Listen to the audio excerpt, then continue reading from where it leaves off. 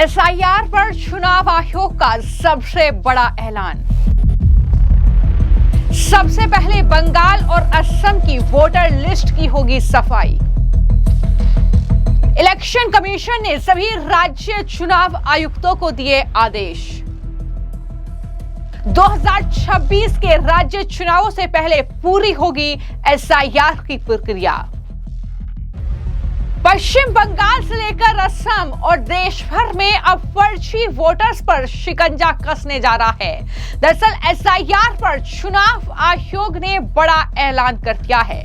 बिहार के बाद अब पूरे देश में एसआईआर होगा, इस पर मुहर लग चुकी है और इसकी शुरुआत नवंबर से होगी। जी हां, नवंबर महीने से पूरे देश में एसआईआर की प्रक्रिया शुरू की जाएगी, यानी वोटर लिस्ट का एसआईआर होगा। ये साफ तौर पर चुनाव आयोग की बैठक में फैसला लिया गया है। ये बड़ी खबर है, यानी चुनाव आयोग ने अपनी तैयारी एक तरीके से एसआईआर को लेकर पूरी कर ली है और ये खबर राहुल गांधी, ममता बनर्जी समेत पूरे विपक्ष के लिए किसी बड़े झटके से कम नहीं है। जिस तरीके से हमने देखा कि बिहार में जब चुनाव आयोग ने एसआईआर कराया तो किस तरीके से वहां पर राहुल गांधी और तमाम विपक्ष के नेताओं ने हल्ला किया, सुप्रीम कोर्ट का रुख किया। सुप्रीम कोर्ट से भी उन्हें कोई सफलता नहीं मिली और उसके बाद अब एक और बड़ा झटका, चुनाव आयोग की जो बैठक हुई है 2 दिन की, उसमें यह तय हो गया है कि दरअसल नवंबर महीने से ही पूरे देश में एसआईआर की प्रक्रिया शुरू होगी, क्योंकि 2 दिन तक ये मीटिंग चली है और मीटिंग के बाद इलेक्शन कमीशन ने पूरे देश में एसआईआर कराने का आदेश दे दिया है। खबर ये है कि सबसे पहले पश्चिम बंगाल और असम की वोटर लिस्ट को खंगाला जाएगा, यानी वहां जो है पहले सफाई अभियान चलेगा, क्योंकि पश्चिम बंगाल हो, असम हो, केरल, तमिलनाडु, ये वो स्टेट हैं जिसमें 2026 में विधानसभा चुनाव होने हैं और चुनाव से पहले वहां की वोटर लिस्ट की सफाई होगी। ये बड़ी बातें चुनाव आयोग की इस मीटिंग में हुई हैं। एसआईआर का कार्यक्रम कुछ इस तरीके से बनाया जाएगा कि अगले साल मई में चुनाव वाले राज्यों में यह काम पूरा हो सके, यानी चुनाव जिन भी राज्यों में है सिलसिलेवार ढंग से चुनाव से पहले ये प्रक्रिया वहां पर पूरी कर ली जाए। ये पूरा शेड्यूल जो है वहां पर चुनाव आयोग की तरफ से बनाया गया है। मार्च 2026 तक सभी राज्यों में नई मतदाता सूची तैयार करने की तैयारी चुनाव आयोग की है। सभी राज्य के चुनाव अधिकारियों को निर्देश दिया गया है कि आधार कार्ड को 12वें दस्तावेज के रूप में स्वीकार किया जाए, यानी यहां पर सुप्रीम कोर्ट ने जो आदेश दिया है, सुप्रीम कोर्ट ने जो बातें एसआईआर को लेकर कही है, उसका भी बखूबी तरीके से ध्यान रखा गया है और ये कहा गया है चुनाव अधिकारियों को कि आधार कार्ड को 12वें दस्तावेज के रूप में स्वीकार किया जाए जब ये एसआईआर की प्रक्रिया हो। आयोग का दावा है कि उनका पूरा ध्यान केरल, तमिलनाडु, पश्चिम बंगाल, असम और पुडुचेरी पर है, जहां मई 2026 तक चुनाव होने हैं। एसआईआर का उद्देश्य जो है वो वोटर लिस्ट में दोहरे वोटर्स को हटाना, ये सुनिश्चित करना कि जो वोटर है वो भारतीय नागरिक है।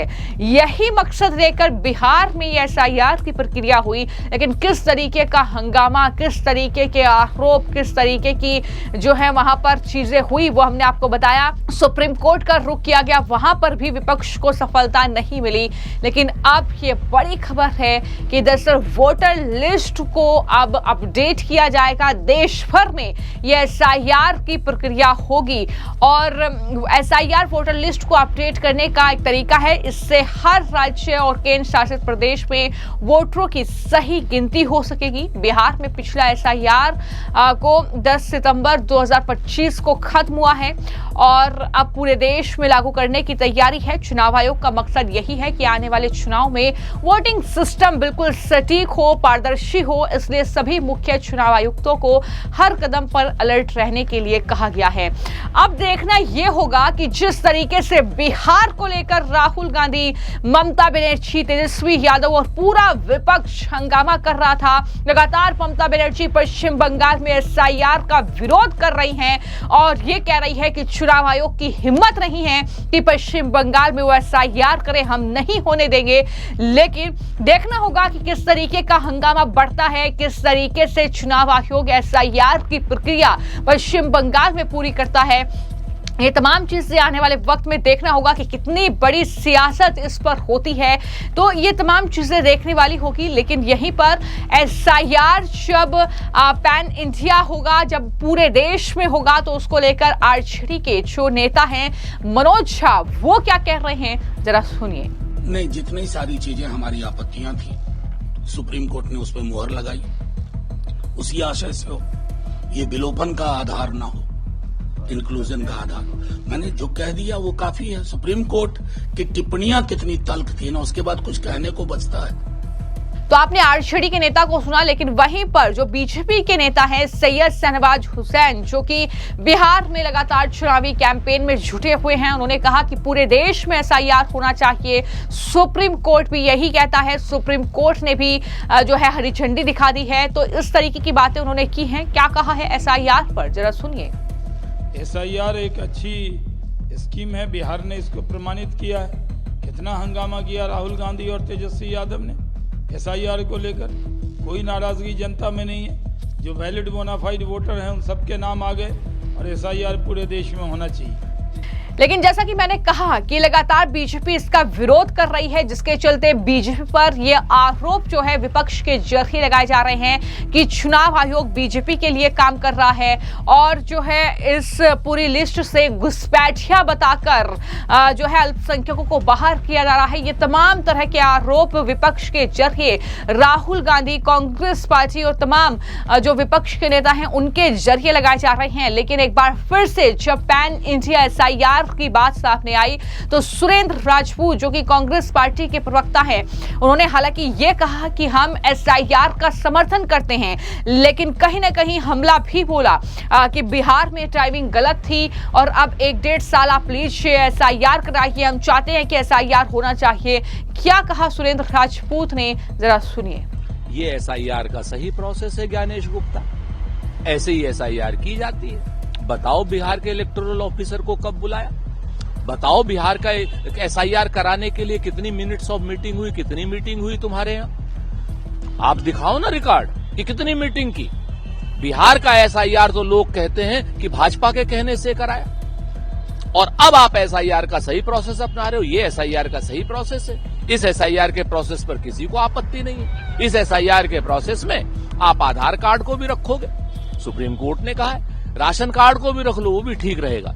हम कभी एसआईआर के विरोध में नहीं है। हम तो एसआईआर के बिहार में जो आपने समय लिया था, भाजपा को जो सपोर्ट करने के लिए आपने जिस तरीके की कुकृत्य किए हैं, उसके विरोध में है। हम उसके विरोध में है कि आप जब अनऑथराइज तरीके से लोगों के नाम काटने के लिए 80-80 रुपए पर फार्म जो भरा गया है, हम उसके विरोध में हैं। ये हम नहीं कह रहे हैं, कर्नाटक की सीआईडी कह रही है।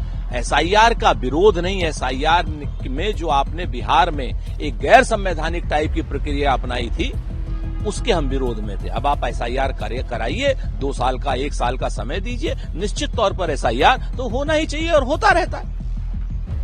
तो आपने तमाम नेताओं को सुना, मिली जुली प्रतिक्रियाएं जो हैं इस पर सामने आ रही है। लेकिन नवंबर से इसकी शुरुआत होगी। पश्चिम बंगाल, असम, केरल, पुडुचेरी और तमिलनाडु वो राज्य होंगे जहां पर एसआईआर की शुरुआत सबसे पहले होगी। तो अब देखना होगा कि किस तरीके से जो मीटिंग इलेक्शन कमीशन की चली है, देश भर के सीईओज के साथ अपनी अपनी प्रोग्रेस रिपोर्ट पेश की है उन्होंने। बैठक में असम, तमिलनाडु, पुडुचेरी, केरल और वेस्ट बंगाल जैसे राज्य के लिए 1-to-1 मीटिंग हुई है, ताकि हर जगह की खास जरूरतों को समझा जाए जहां अगले कुछ महीनों में चुनाव होने हैं। तो पूरी तैयारी चुनाव आयोग ने कर ली है। अब तारीख जल्द ही सामने होगी, लेकिन सामने आ चुका है कि नवंबर से इसकी शुरुआत होगी।